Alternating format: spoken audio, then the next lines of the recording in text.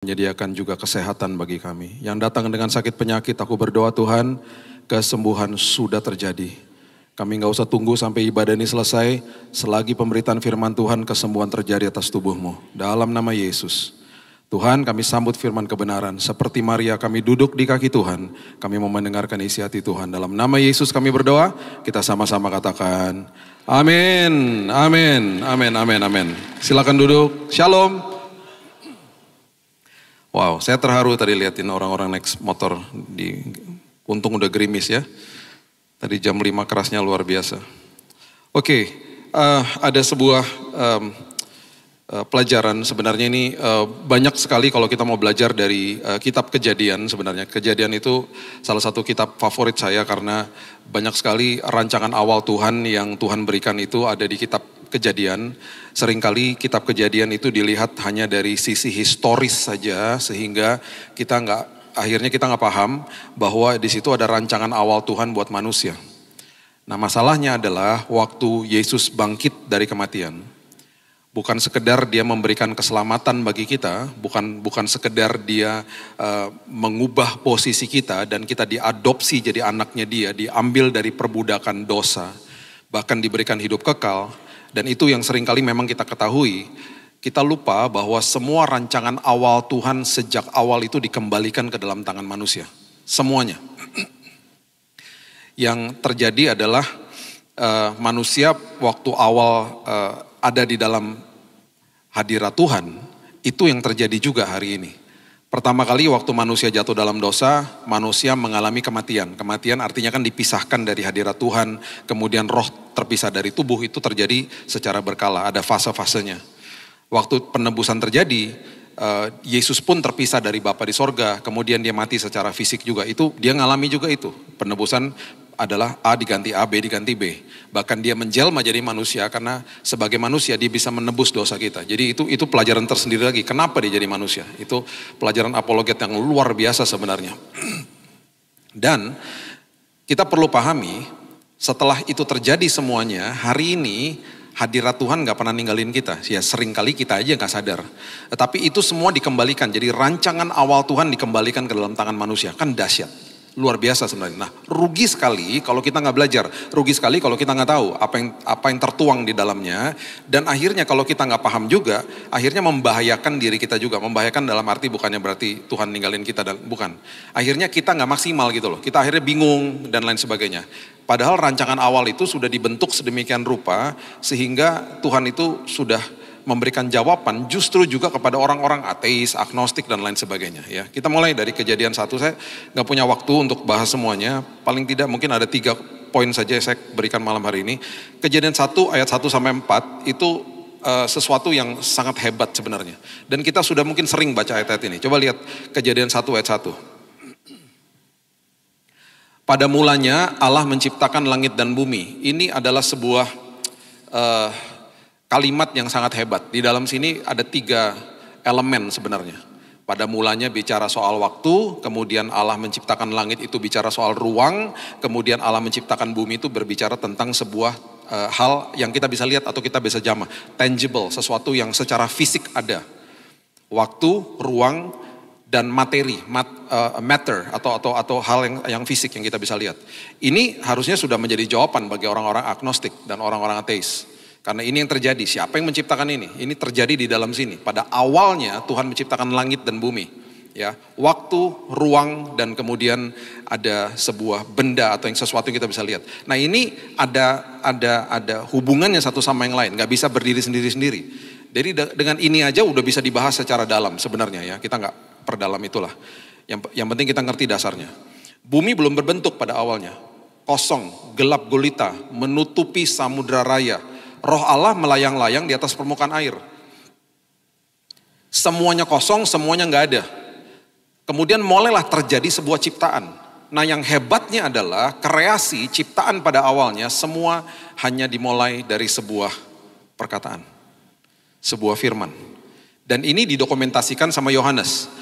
Karena Yohanes begitu dekat dengan Yesus, orang-orang yang dekat dengan Yesus, orang yang menerima isi hati Tuhan, orang yang mengerti identitas di dalam Tuhan, orang yang menaruh posisi hidupnya seperti Maria, mau dengar isi hati Tuhan, mau belajar terima dulu sebelum memberi, orang-orang seperti begitu punya pewahyuan yang hebat akhirnya.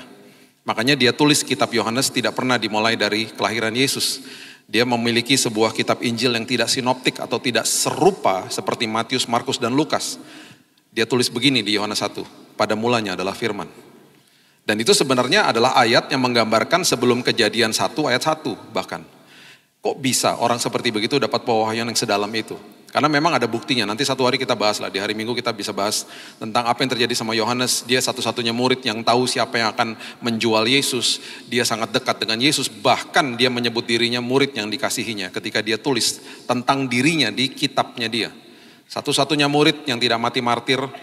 Dia masih diberikan waktu lagi sama Tuhan karena ada pewahyuan lagi yang Tuhan mau berikan kepada dia. Sehingga waktu di Pulau Patmos dia menulis buku Wahyu. Jadi ini orang-orang seperti begini, orang-orang yang belajar untuk hidupnya menerima dari Tuhan, hatinya lekat dengan Tuhan, menerima kebaikan Tuhan, sadar posisinya di dalam Tuhan. Itu hal sederhana loh. Mereka akhirnya dibukakan pikiran mereka. Makanya banyak orang bilang gini sama saya, Pak, gimana sih cara dengar hati Tuhan?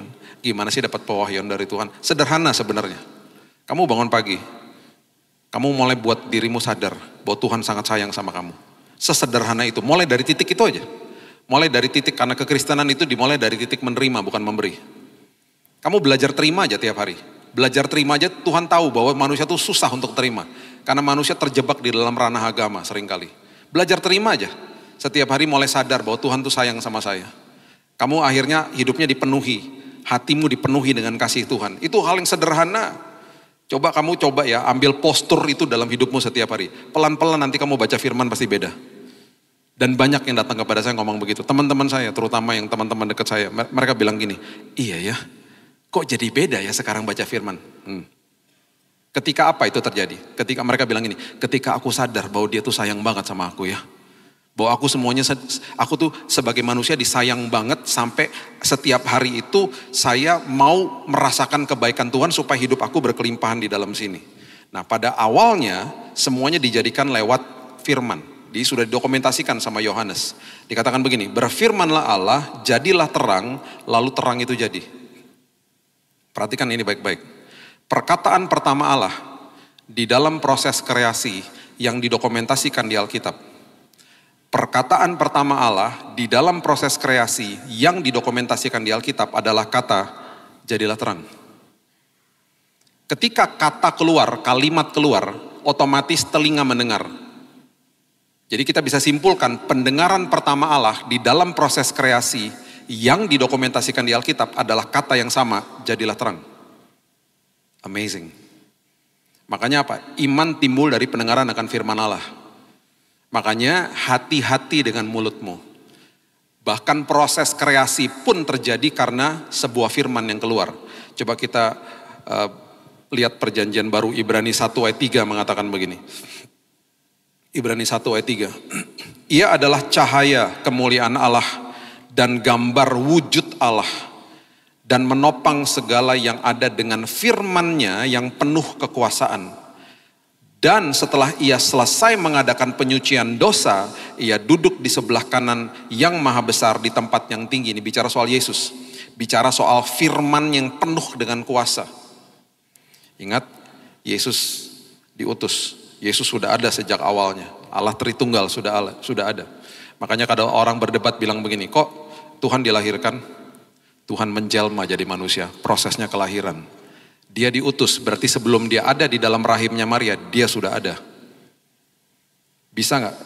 Coba kita berpikir secara manusia, dengan otak kita yang sangat terbatas menerima kehebatan Tuhan seperti begitu. Gak terpikir, kadang-kadang tidak bisa masuk ke dalam akal manusia. Sebelum dia dilahirkan, dia sudah ada, makanya diutus. Dia selalu ada, dan kalau kita pikirin dari awalnya tuh Tuhan seperti apa, bisa pusing kita. Karena pikiran kita sangat terbatas. Sangat terbatas. Oke? Coba lihat ayat 4. Dikatakan begini. Allah melihat bahwa terang itu baik. Lalu dipisahkannya terang itu dari gelap.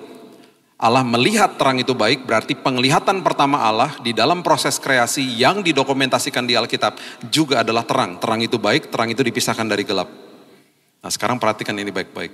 Kita simpulkan dulu. Pendengaran, penglihatan, dan perkataan Allah di dalam proses kreasi, sejak awalnya itu semuanya orientasinya terang. Berbicara apakah yang namanya penglihatan dan pendengaran? Penglihatan dan pendengaran itu berbicara tentang pintu gerbang hidup manusia. Itu sebabnya ketika Yesus datang, dia kemudian mengirim Roh Kudus untuk tinggal di dalam kita. Hari ini firman Tuhan katakan, hiduplah sebagai anak-anak terang. Karena terang Tuhan telah terbit di dalammu. Dulu di perjanjian lama di atas, sekarang di dalammu. Ada di dalam kita. Terang Tuhan gak akan bisa dipadamkan dengan apapun, karena terang Tuhan adalah terang Tuhan. Namun terang Tuhan bisa ditutup sama ulah kita sendiri. Nah terang Tuhan tuh gunanya apa ketika ada terang di dalam sini? Alkitab sudah mencatat dengan jelas, kita pernah bahas juga di beberapa minggu di tahun lalu. Tentang terang Tuhan. Terang Tuhan itu adalah sumber daripada pengharapan. Ketika ada terang itu, ketika kita jaga pintu gerbang hati, pengharapan itu akan terus mengalir dalam hidup kita. Itu korelasinya luar biasa loh. Terang, pengharapan, terang, pengharapan. Pengharapan bukan tombol switch atau off, on sama off. Yang ketika kita butuh, kita nyalain gitu. Gak bisa. Kalau kita gak jaga pintu gerbang hati, bahayanya luar biasa. Makanya dikatakan gini, jika engkau tidak jaga matamu, gelaplah isi hatimu. Betapa gelap hidupmu. Udah gelap sekelilingnya soalnya. Ya, itu sebabnya 2 Petrus 2 ayat 7-8 mengatakan begini. 2 Petrus 2 ayat 7-8. Tuhan menyelamatkan Lot. Lot ini orang yang benar, sama seperti kita, dibenarkan secara posisi, bukan dosa kita dibenarkan, dosa kita dihapus, kitanya dibenarkan sama Tuhan. Yang terus-menerus menderita oleh cara hidup orang-orang yang tak mengenal hukum dan yang hanya mengikuti hawa nafsu mereka saja. Sebab orang benar ini, sebab kita orang yang benar yang sudah dibenarkan sama Kristus Yesus, tinggal di tengah-tengah mereka, kita juga tinggal di tengah-tengah dunia ini, dan setiap hari kita pun juga melihat dan mendengar perbuatan-perbuatan mereka yang jahat itu, perbuatan dunia yang jahat ini, sehingga jiwanya yang benar itu tersiksa, sehingga jiwa kita pun bisa tersiksa. Maksudnya gitu. Kalau apa? Kalau nggak jaga pintu gerbang hati, kalau nggak jaga penglihatan dan pendengaran, maksud ayat ini begitu. Saya pernah katakan di tempat ini beberapa tahun lalu, Indonesia nomor 1 di dunia, bukan nomor 1 Olimpiade, jangan bangga. Nomor 1 di dunia karena orang-orang di depan sosmed 5 jam per hari. Tahun lalu naik Bapak Ibu. Saya pikir akan turun gitu ya. Naik jadi 7 jam per hari. Sedih saya lihatnya. Kecuali jemaat nginden ya. 7 jam tuh ngapain sehari ngeliatin sosmed. Terus katanya setelah diteliti lagi, per 12 menit orang ngeklik HP. Ngeklik, ngeliat gitu. Jadi satu hari katanya ada 80 kali. Ngapain sih? Makanya tahun 2020 saya itu bilang sama istri saya waktu, karena ada Roh Kudus menggerakkan hati saya. Tulis renungan harian. Saya bilang, Tuhan tulis renungan harian tuh gak mudah loh. Saya komitmen dari bulan Mei 2020, saya tulis renungan harian. Dan itu gak mudah. Karena itu kan bukan sekedar hanya duduk terus Tuhan ngedikte saya ngetulis begitu. Ya betul memang begitu, cuman kan saya harus merenung. Saya harus membaca firman-Nya, harus nanya mau tulis apa nih buat besok gitu. Kemudian tiba-tiba dikasih seri sama Tuhan. Oke, sekarang kamu tulis nih tentang pintu-pintu, tentang tembok Yerusalem, itu ada makna rohaninya. Wah, nyari dulu ini apa maksudnya Tuhan. Kan gak mudah. Tadi siang di pesawat, itu di pesawat tuh momen-momen yang berharga buat saya. Ya, orang pada tidur ya, saya nulis renungan harian. Karena hening kan, saya pakai headphone, tulis renungan harian. Karena harus diposting sebelum tidur. Itu tulisan, dalam bentuk tulisan. Udah dari tahun 2020. Mudah-mudahan bulan depan bukunya selesai. Kita sudah taraf akhir, saya udah nego sama printernya. Lagi nunggu kertasnya, karena kertasnya ada satu kertas yang sangat bagus gitu ya, kan, dan ringan, itu namanya book paper, masih lagi diimport sama orangnya. Jadi saya lagi nego sama mereka, sebentar lagi ada bukunya, jadi nanti Bapak Ibu ada bukunya 700 halaman. Itu isinya 365 hari renungan harian dari Januari sampai Desember. Itu tulisan yang udah ditulis dari 2020, saya rangkumkan jadi buku. Nah karena udah bertahun-tahun, jadinya kan jadi banyak sekali ya, 2000-an akhirnya. Nanti akan ada volume 1, volume 2, volume 3. Buat apa? Supaya ketika orang bangun pagi, waktu itu suaranya begitu. Paling tidak kamu sudah membanjiri sosial media dengan firman Tuhan deh. Kalau mereka sekarang nggak punya renungan harian kan media cetak udah makin sedikit, paling tidak mereka punya bahan di situ. Kalau belum tahu itu ada di YouTube saya, di post di kolom dulu community, sekarang namanya post. Itu di situ banyak banget. Silahkan diambil buat renungan, buat di share di cell group, di mana mau bahan khotbah silahkan ambil. Itu bebas, mau di share juga silahkan. Itu buat jemaat kok. Nah tiba-tiba nih akhir tahun lalu, tiba-tiba saya dapat suara yang sama, istri saya dapat suara yang sama. Karena juga permintaan orang-orang mulai bilang begini, Pak, gak semua orang suka baca. Ada di antara kita yang sukanya nonton video. Jadi harus ngapain? Renungan harian itu harus dibuatin video. Berarti buatnya apa? Tiap hari. Itu gak mudah, walaupun cuma 5-6 menit. Tadi sebelum berangkat ke airport, istri saya bilang gini, ayo belum buat loh yang buat besok. Jadi telat tadi ke airport. Saya berdiri dulu di depan rumah, syuting dulu 5 menit. Istri saya udah siapin, udah koper udah masuk, tenang aja, udah. Airport kan juga gak jauh. Saya kalau dari rumah saya biasanya ke airport di Halim. Udahlah, udah tenang dulu gitu. Ini telat, ini waktunya gimana? Udah 5 menit.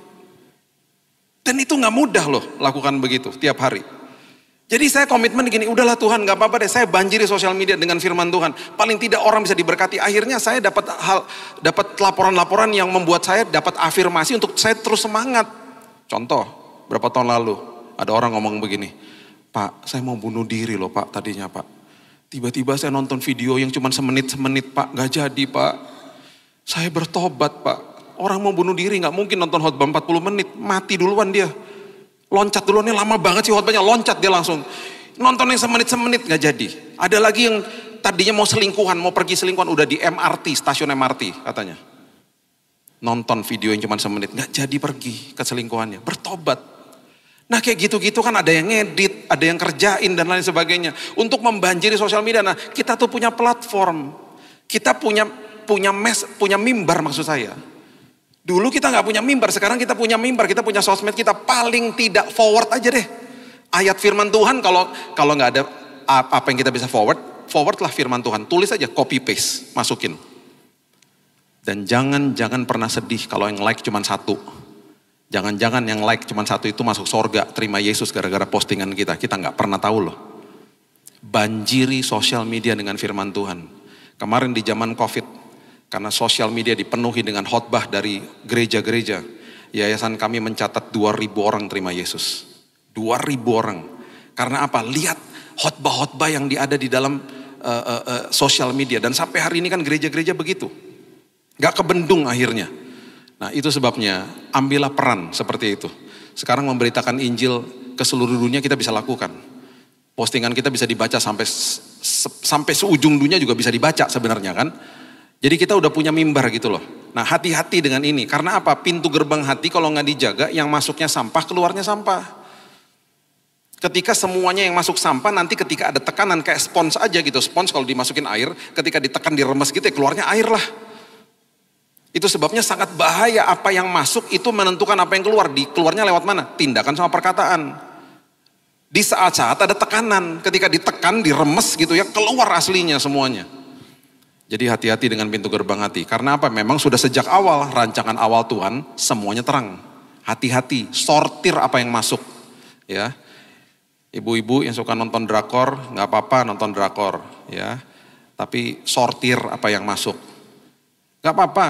Saya juga suka nonton Netflix kok, saya suka nonton hal yang seru-seru. Tapi kan saya harus sortir juga. Ini bener nggak ya? Lihat dulu reviewnya gitu. Udah gitu saya nggak mau lama-lama, ada waktunya gitu loh. Oke, ini hari ini terregulasi cuman bisa sekian menit misalnya. Udah nggak mau lama-lama. Kita sendiri yang ambil keputusan. Ya, itu yang firman Tuhan katakan tentang pintu gerbang hati. Sekarang bagian yang kedua, coba lihat Kejadian 1 ayat 26. Pertama kali identitas diberitakan itu ada di ayat ini. Mungkin udah bosen kali baca ayat ini. Ini ada hal terjadi di tahun 2007 ketika saya baca ayat ini. Saya lagi malam-malam di meja belajar saya, tahun 2007 anak saya, Kitan itu saya ingat masih umur berapa bulan lah waktu itu kalau nggak salah. Terus istri saya tuh lagi tidur jam 11 malam. Saya tiba-tiba ada suara dalam hati saya, Bill baca lagi, sampai waktu saya dapat pewahyuan saya sampai jingkrak di meja saya, sampai istri saya bilangin, ada apa sih gitu. Sampai saya bilang maaf, saya membuat kegaduhan di kamar itu. Karena saya seneng banget pas dapat pengertiannya gitu loh. Ya. Kejadian 1 ayat 26 mengatakan begini, baiklah kita menjadikan manusia menurut gambar dan rupa kita, ya kan?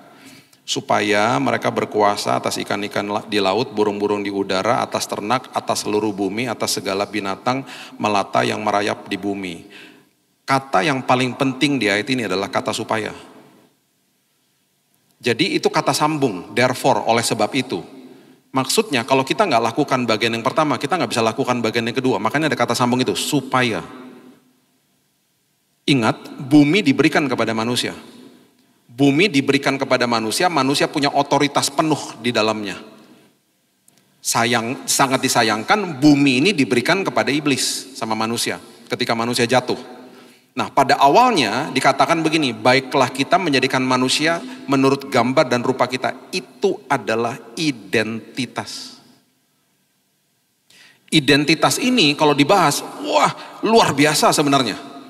Bahkan di kitab Malaiki dikatakan, aku akan mengembalikan hati Bapa kepada anak-anak. Waktu menyambut tentang kehadiran Yesus. Yesus mau mengembalikan hati Bapa kepada anak-anak. Itu ada di kitab Maleaki. Jadi salah satu identitas di dalamnya, derivatifnya adalah begitu misalnya. Segambar dan serupa seperti Tuhan, lebih daripada pemenang. Jadi apapun yang orang katakan tentang kita itu hanya opini mereka. Ya, identitas kita begini. Nah, kalau kita nggak ngerti, kita nggak akan bisa menguasai hidup. Karena bagian kedua tuh berbicara tentang menguasai hidup. Disebutnya banyak ternak pada saat itu karena memang banyak ternak yang terjadi pada saat itu, banyak hewan. Nah, kata supaya itu kata sambung yang sangat hebat, yang sangat luar biasa, penuh dengan kuasa. Dan sebaliknya terjadi, kalau saya nggak ngerti identitas di dalam Kristus, yang terjadi hal sebaliknya, kehidupan menguasai saya. Kita udah dengar kabar, orang yang gajinya udah MM-an tetap aja korupsi, ya kan? Menyedihkan toh. Itu artinya adalah orang itu hidupnya dikuasai uang, bukan dia menguasai uang.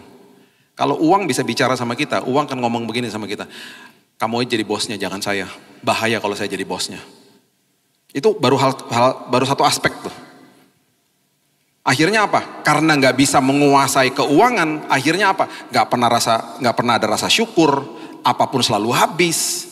Dan akhirnya ngejar uang, apapun yang kita kejar itu adalah hal itu menjadi ilah atau menjadi Tuhan kita. Itu baru bicara soal uang.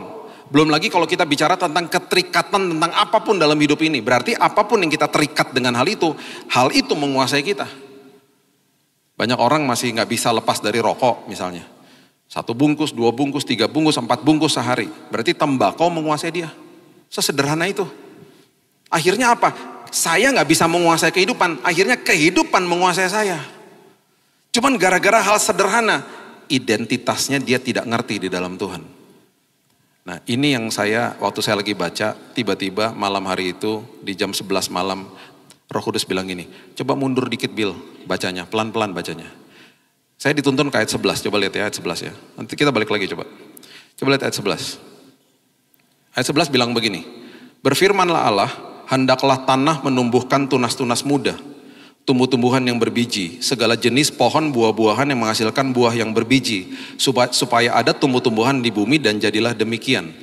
Waktu saya merenungkan ayat ini, Tuhan bilang begini, coba kamu lihat, kepada siapa Tuhan berbicara atau Tuhan berfirman ketika dia menciptakan tumbuh-tumbuhan? Kepada tanah. Tuhan berfirman kepada tanah untuk mengeluarkan tumbuh-tumbuhan. Berarti sumber daripada tumbuh-tumbuhan adalah tanah. Ketika tumbuh-tumbuhan itu dipisahkan dari sumbernya, dari tanahnya, mati nggak? Mati. Jadi brokoli rebus di atas meja. Jadi kangkung rebus. Mati. Karena dipisahkan dari sumbernya. Karena Tuhan berfirman kepada sumbernya. Tuhan berfirman kepada tanah. Jadi tanah itu jadi sumber daripada tumbuh-tumbuhan. Kemudian ayat 20. Kepada siapa Tuhan berfirman ketika dia menciptakan ikan-ikan yang ada di laut? Ayat 20 dengan sangat jelas mengatakan begini. Hendaklah dalam air berkeriapan makhluk yang hidup. Dan hendaklah burung berterbangan di atas bumi melintasi cakrawala. Dalam bahasa Inggrisnya dengan lebih jelas dikatakan let the water produce. Biarkan air itu mengeluarkan binatang-binatang ini. Berarti sumber daripada ikan-ikan adalah air. Karena Tuhan berfirman kepada air. Ketika ikan itu dipisahkan dari sumbernya mati nggak? Mati. Sushi, gurame rebus, gurame bakar, mati. Karena kepisah dari sumbernya toh. Sekarang kepada siapa Tuhan berfirman? Ketika dia menciptakan binatang melata dan binatang liar. Coba lihat ayat 24. Ayat 24 mengatakan begini. Hendaklah bumi mengeluarkan segala jenis makhluk yang hidup, ternak, binatang melata, dan segala jenis binatang liar. Jadilah demikian. Tuhan berfirman kepada bumi. Dan bumi mengeluarkan binatang-binatang melata dan binatang liar. Binatang-binatang ini ketika dipisahkan dari sumbernya, dari bumi, dari habitatnya, mati. Dan waktu saya baca ini, Roh Kudus bilang gini, sekarang baca lagi ayat 26, bacanya pelan-pelan. Baca bagian pertama aja, baca pelan-pelan. Kalau kamu udah ngerti ini, sekarang kamu akan ngerti ayat 26. Ayat 26 akan menjadi sesuatu yang sangat berbeda kalau kita, setelah kita ngerti ini, sekarang kita baca ayat 26, bacanya pelan-pelan. Bagian pertama aja, baiklah siapa? Kita. Baiklah siapa? Kita. Menjadikan manusia menurut gambar dan rupa kita. Tuhan tidak berfirman kepada tanah, Tuhan tidak berfirman kepada air, Tuhan tidak berfirman kepada bumi, Tuhan berfirman kepada dirinya sendiri. Allah Tritunggal. Let us make man. Biarkan kita menjadikan manusia segambar dan serupa seperti kita. Berarti sumbernya manusia, Tuhan. Berani-berani terpisah dari sumbernya. Berani-berani untuk tidak mengerti identitas di dalam Tuhan. Manusia tidak bisa berfungsi. Tapi Pak, kan manusia dibuat sama debu sama tanah. Itu bahan baku, bukan sumber. Makanya ketika kita ngerti ini. Dan kita ngerti akhirnya hati Bapa tuh dipulihkan ke dalam anak-anaknya ketika Yesus mau hadir. Dia mau pulihkan hati Bapa kepada manusia dan lain sebagainya. Ini yang menjadi pedoman saya ketika ada orang datang kepada saya ngomong gini. Dulu ya, sekarang saya udah gak punya waktu untuk konseling. 10 tahun lalu lah terakhir saya konseling teman saya. Datang kepada saya. Saya ngobrol sama cowoknya, istri saya ngomong sama ceweknya. Hal pertama yang saya tanya, selalu saya tanya, dan sampai kapanpun saya akan selalu tanya begini. Hubungan kamu sama bapak kamu gimana? Teman saya, banyak orang-orang dan banyak teman saya ngomong gini, apa hubungannya sama pernikahan saya? Jawab aja dulu, saya bilang gitu, ntar saya jelasin. Ada yang ngomong begini, papa juga udah meninggal, aku juga gak pernah deket sama dia. Aku juga gak suka sama dia, gak punya hubungan baik, tapi kan dia udah meninggal, udah lama lagi. Terus saya tanya lagi, pernah pulih gak? Pernah dipulihkan gak? Ya udah lama lah. Berarti belum pernah pulih. Belum pernah lepaskan pengamunan. Ya belum lah. Dan udah, lagian aku juga udah lupa. Dia bilang gitu. Udah ya. Saya cross check sama pacarnya. Saya tanya gini sama dia. Pacar kamu obsesif, posesif, cemburuan, insecure, dikit-dikit ditelepon, gak pernah percaya sama kamu. Bener gak? Pacarnya ngomong gini, iya. 100% setiap orang yang saya tanya dan saya cross check sama pasangannya, calon pasangannya, pasti jawabannya sama. Kenapa? Karena figur Bapak itu adalah pemberi identitas. Kenapa seperti begitu? Terlalu panjang kalau saya bahas. Di Kejadian 2, pertama kali instruksi daripada Tuhan diberikan untuk manusia tidak makan buah pengetahuan baik dan jahat, itu tidak diberikan kepada wanita, diberikan kepada pria. Berarti salah satu fungsi daripada pria adalah mengajarkan keluarganya kebenaran firman Tuhan. Dan juga kepada anak-anaknya. Ketika dia tidak punya hati Bapa, kasih Bapa di dalam sini. Dan dia tidak relay, dia tidak teruskan kepada anak-anaknya. Sampai anak-anaknya akhirnya kepahitan sama dia. Identitas orang tersebut distorsi, hancur. Makanya gambar diri orang dirusak sama iblis yang diserang bapaknya. Karena iblis tahu instruksi pertama diberikan kepada pria, bukan wanita. Makanya pria pembawa identitas, wanita pembawa kehangatan di dalam rumah. Karena dia penolong, dia luar biasa, dia penolong, dia paling kuat sebenarnya. Dia yang nolongin semuanya. Tapi Pak, Saya nggak pernah punya kesempatan sama bapak saya, dia udah meninggal mungkin. Atau saya nggak pernah dibesarkan sama dia. Ingat, Bapakmu di sorga adalah Bapak yang kekal, yang selalu menawarkan hatinya untuk kita, pulihkan hidupmu. Dan ketahuilah Bapakmu sayang sama dirimu. Ketika itu pulih, ketika paling tidak kita pulihkan hati kita kepada Bapa di sorga, kita nggak akan bawa sampah kehidupan kepada keluarga kita. Makanya banyak orang ketika masa lalunya seperti itu dan nggak pernah beres, bahaya yang dibuat bahaya siapa? Keluarganya. Papa saya digebukin sama bapaknya. Saya pernah saksikan kan di sini. Jadi opa saya ini tentara kenil di Manado. Papa saya itu digebukin, diikat di pohon, digamparin, dipermalukan di depan desanya. Waktu dia cerita itu sama saya sudah duduk di bangku SMA. Pertanyaan pertama saya dulu, saya aja ngomong begini, karena saya dulu masih gak ngerti. Saya ngelihat teman-teman saya yang suka digebukin sama bapaknya di sekolahan. Karena orang tuanya atau bapaknya pernah digebukin juga sama orang tuanya. Jadi kayak turun-temurun toh. Jadi saya tanya sama papa, loh, papa digebukin? Kok papa gak pernah lakukan hal itu kepada kita? Kok papa gak pernah mukulin mama? Saya gak pernah lupa dia bilang begini, sebelum saya nikah, saya serahkan semuanya di altar Tuhan. Saya lepaskan pengampunan buat papa saya. Saya gak pernah ketemu sama opa saya. Dia meninggal. Dia tentara kenil di Tomohon dulu. Dan sudah terkenal dia tuh orang yang sangat-sangat beringasnya luar biasa. Saya kalau pergi ke sana ke Manado, kalau ngobrol sama orang-orang sana yang udah tua-tua ya, mereka bilang itu Om Lantang tuh dulu, wah itu mengerikan, kasihan papa kamu, dia bilang gitu. Papa saya bilang gini, tahun 60-an saya lepaskan pengampunan karena saya mau pastikan saya gak bawa sampah dari masa lalu. Sehingga saya begitu sayang sama mama kamu dan kepada kalian semuanya. Waktu dia meninggal kita kehilangan sampai hari ini udah 15 tahun. Saya tetap kehilangan, saya masih meneteskan air mata kalau ingat dia. Dia tinggalin semuanya. Dia paham tentang hati Bapak, identitasnya di dalam Tuhan. Itu sebabnya Bapak Ibu, ketika identitas hilang, biasanya hal yang pertama yang kita lakukan adalah misalnya gini, misalnya kredit card lah hilang. Itu kan ada identitas kita di dalamnya kan. Yang terjadi apa? Kita lapor. Kita sadar, kita lapor. Habis kita lapor, kita ngapain? Kita tutup akunnya. Habis kita tutup akunnya apa? Kita ganti passwordnya. Habis itu berikutnya apa? Kita hati-hati toh. Hal yang sama juga harusnya begitu. Kalau kita pernah kehilangan identitas kita, lapor sama Tuhan. Tuhan, ini belum beres Tuhan. Terus apa? Tutup akun yang lama. Tutup hidup yang lama. Tuhan, aku gak mau lagi jalanin seperti begitu. Itu betul-betul memenjarakan hidupku Tuhan. Dan akhirnya aku merugikan orang lain. Aku merugikan orang-orang di sekitar aku. Aku jadi cepat marah sama mereka karena semua itu belum pernah beres dalam sini. Ganti passwordnya. Ganti perkataanmu berarti. Ganti sikapmu. Dan hati-hati dalam hidupmu setelah itu. Jangan lukai orang-orang di sekitarmu. Karena sampah kehidupan kalau dibawa, orang yang kepahitan tuh, Alkitab sudah sangat jelas mengatakan, orang yang menyimpan akar kepahitan membawa kerusuhan bagi orang-orang di sekitarnya.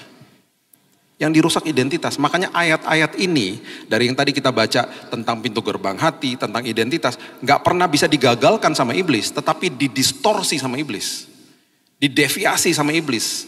Karena ada dosa di dalam kehidupan manusia, gitu loh. Ya, akhirnya juga timbul apa? Gengsi toh. Orang jadi mulai minder, banding-bandingin hidup sama orang lain. Itu kenapa? Karena gambar diri juga dirusak. Orang berpikir identitasnya tuh tergantung sama harta, jabatan, status, ketenaran atau uang. Padahal bukan begitu. Ya, jadi ingat hal ini baik-baik ya. Saya nggak pernah lupa pergi ke Hotel Grand Hyatt di Jakarta sama teman saya naik Daihatsu Verosa butut. Mau datang ke pernikahan teman. Udah bubar, udah mau habis, kita datangnya telat. Semua orang lagi nunggu di lobi, itu kan hotel bintang 5. Saya bilang gini sama teman saya, udah vale aja. Tahu nggak teman saya bilang gini, enak aja. Kenapa? Kamu udah nikah enak, saya belum nikah. Kalau saya turun dari mobil butut, itu kan banyak cewek-cewek cantik. Pasaran saya jeblok. Saya bilang ini emangnya lo stock market atau pasaran jeblok? Malu. Terus saya ngeliatin, mandangin dia, saya pikir dia bercanda. Beneran. Akhirnya kita masuk ke basement, cari parkir, macetnya luar biasa. Untung masih ketemu mempelainya. Terus saya bilang itu, kamu beneran minder? Iya. Hati-hati loh. Orang yang gengsi, dia juga gengsi ngasih tahu orang bahwa dia gengsi. Ya, bingung kan? Gak ada orang gengsi minta doain sama pendeta. Gak ada. Yang ada apa? Pak tolong doain Pak. Ada yang ini sakit Pak. Saya pergumulan keuangan dan lain. Gak ada orang datang ke pendeta ngomong gini. Pak doain Pak. Kenapa? Saya gengsi Pak. Gak ada. Karena dia gengsi untuk ngasih tahu bahwa dia gengsi. Ya, bingung kan? Karena begitu, orang dirusak identitasnya di dalam sini. Yang tahu cuman kita loh. Ya. Dan pada akhirnya, ini sebenarnya banyak banget ya, yang saya bagikan, ini terakhir aja deh, ayat 29 karena waktu ya. 29 ini tentang provisi. Provisi ini dahsyat. Provisi berarti apa? Dari awal semua kebutuhan kita Tuhan sudah siapkan. Ayat 29 mengatakan begini, lihatlah aku memberikan kepadamu segala tumbuh-tumbuhan yang berbiji di seluruh bumi, dan segala pohon-pohonan yang buahnya berbiji, itulah akan menjadi makananmu. Ingat, hari esok kita sudah dijamin sama Tuhan. Bahkan di Matius 6 ayat 31 dikatakan jangan khawatir dan berkata apakah yang akan kamu makan, minum, dan pakai. Dan ingat di ayat ini ada kata berbiji diucapkan sampai 2 kali. Berarti semua apapun yang Tuhan titipkan dalam hidup kita ada unsur bijinya. Biji bukan untuk dinikmati, untuk ditabur kembali. Semuanya. Talenta harus tabur, uang tabur, waktu tabur. Ada unsur bijinya. Ya. Saya tutup dengan kisah ini. Ada teman saya beberapa tahun yang lalu dalam kondisi yang sangat-sangat cukup mencekam dalam kehidupan ekonominya, karena dia ditawarkan kontrak sinetron ratusan juta, tetapi dia juga di dalam persimpangan jalan dia mau ikut full time sama Tuhan. Dia bilang sama saya bilang ya kamu berdoa. Terus akhirnya dia bilang oke, gue ambil keputusan nih Bill. Akhirnya udahlah saya mau ambil full time buat Tuhan. Tapi tolong doain karena 3 bulan lagi saving saya habis, dia bilang itu, uang saya habis. Dan betul salah satu komponen yang terbesar adalah untuk uang susu anak. Dan betul satu hari susunya anaknya habis. Dia gak punya uang. Dia bilang sama saya, itu sebenarnya malam hari itu masih jam 8 malam. Saya sebenarnya bisa ya telepon teman, telepon keluarga tuh pinjam uang. Paling cuma berapa ratus ribu mau beli kaleng susu, beli susu. Tapi saya gak mau mengandalkan manusia. Dan itu adalah sebuah tindakan keputusan yang sangat luar biasa. Dia ngalami Tuhan akhirnya. Dia buang kaleng susunya, sebelum dia buang dia berdoa sama istrinya. Tuhan, habis loh Tuhan. Besok pagi ini anak bangun udah gak ada susu. Dan betul, anaknya besok bangun pagi jam 6, susu udah habis. Dan dia sempat bilang sama istrinya, buatin teh manis aja. Dia keluar dari kamar, dia lihat tiba-tiba di atas meja makan jam 6 pagi, ada kaleng susu yang baru, tulisannya jumbo size. Dia terkaget-kaget, dia cek lagi ke dapur, dia masih lihat itu kaleng susu yang dibuang masih ada kok. Dia bingung, dia mikir nih dari mana nih kaleng susu. Dia gak berani pegang. Dia bilang gini, biasanya aku kalau lihat kaleng susu tuh aku teduh. Karena itu makanan anakku. Sekarang nih kayak lihat penampakan aku ketakutan sampai ditol-tol begini katanya. Tiba-tiba mbaknya keluar dari kamar. Dia tanya, mbak ini dari mana? Mbaknya bilang, loh itu tadi pagi jam 5 pagi ibu mertuanya bapak datang ke sini, dropin itu. Loh kok bisa? Dia tanya sama istrinya, kamu kasih tau mama. Kita gak ada susu. Enggak. Mereka berdua telepon mamanya. Mah, makasih ya dikasih kaleng susu. Kok mama tahu kita gak punya susu? Mamanya bilang gini, mama gak tahu kalian gak punya susu? Orang tadi malam mama lagi di supermarket. Tiba-tiba tergerak aja pengen beliin susu buat cucu. Makanya mama beliin. Oke, satu hal terjawab. Terus ditanya lagi, ngapain mama jam 5 ke sini? Mamanya itu adalah property agent. Ini kejadian di Jakarta, mamanya mau meeting di Bandung jam 8 pagi. Mamanya bilang gini, mama ada meeting jam 8 pagi di Bandung. Dan sekalian aja mama nganterin ke rumah kamu. Kan kalau mau masuk ke pintu tol, lewat rumah kamu sekalian aja mama dropin.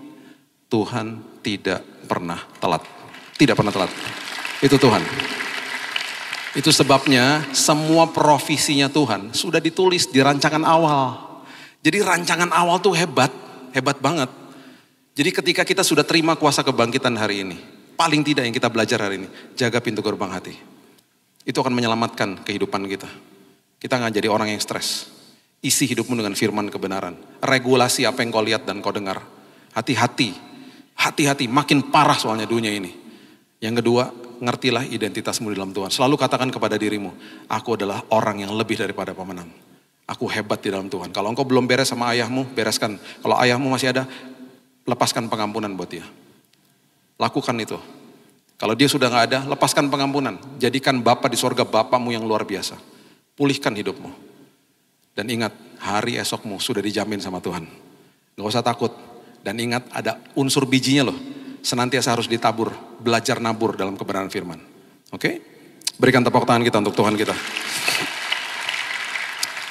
Tuhan terima kasih buat hari Kamis yang indah ini Tuhan. Walaupun cuaca nggak begitu baik di luar, tapi kami percaya kami sudah disirami dengan berkat firman Tuhan dan hidup kami dipuaskan ya Tuhan. Tuhan tolong kami supaya kami makin mengerti rancangan-rancangan awal Tuhan buat hidup kami. Karena rancangan-Mu itu hebat buat kami ya Tuhan.